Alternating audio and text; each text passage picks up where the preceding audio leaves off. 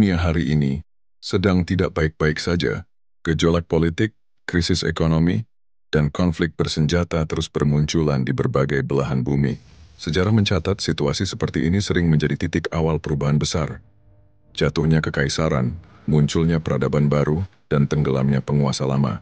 Namun berbeda dengan masa lalu, perubahan besar di era modern selalu dibayangi oleh satu momok, perang nuklir sejak Perang Dunia Kedua. Amerika Serikat menjadi penguasa global.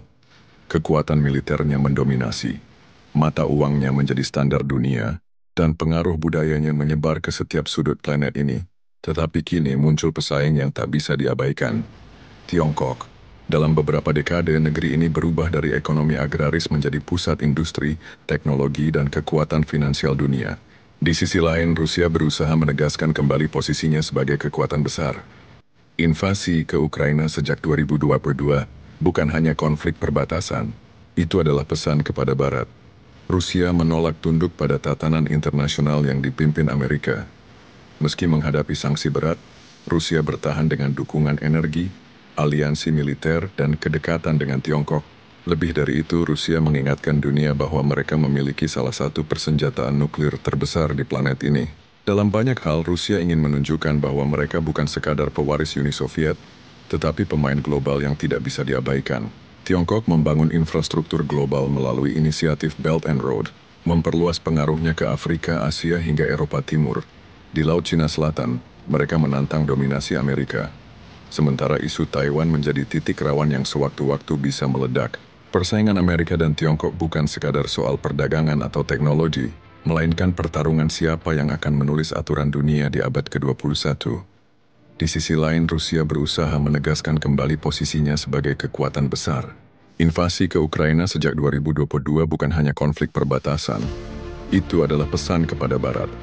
Rusia menolak tunduk pada tatanan internasional yang dipimpin Amerika.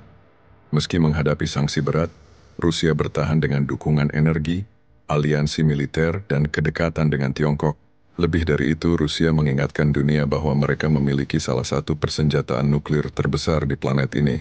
Dalam banyak hal, Rusia ingin menunjukkan bahwa mereka bukan sekadar pewaris Uni Soviet, tetapi pemain global yang tidak bisa diabaikan. Dan di Timur Tengah, bara konflik tak pernah padam. Perang di Gaza mengguncang dunia, mengungkap luka lama yang tak kunjung sembuh antara Israel dan Palestina. Iran semakin vokal melawan dominasi Barat, sementara Arab Saudi, Uni Emirat Arab, dan negara Teluk lainnya menyeimbangkan diri antara kepentingan energi dengan diplomasi global. Di kawasan ini, politik, agama, dan minyak berpadu menjadi campuran yang mudah terbakar. Setiap ketegangan di Timur Tengah selalu berdampak global, karena energi dari kawasan ini masih menjadi nadi peradaban modern. Namun berbeda dengan masa lalu, dunia saat ini tidak berani melangkah terlalu jauh. Perang besar seperti di era Romawi, Mongol, atau Perang Dunia sudah tidak mungkin terjadi tanpa risiko kiamat peradaban. Satu tombol nuklir bisa mengakhiri bukan hanya sebuah kekaisaran, tetapi seluruh umat manusia. Karena itu dunia kini berada dalam stagnasi geopolitik. Amerika mempertahankan hegemoninya, Tiongkok menunggu momentum, Rusia mengguncang tatanan, dan Timur Tengah terus bergejolak. Semua bergerak, tetapi tak ada yang berani menabrak garis merah. Dunia seakan berjalan di tepi jurang, sebuah persimpangan sejarah, di mana jalan berikutnya hanya bisa dilalui setelah melewati ambang itu. Ambang yang bernama Perang Nuklir.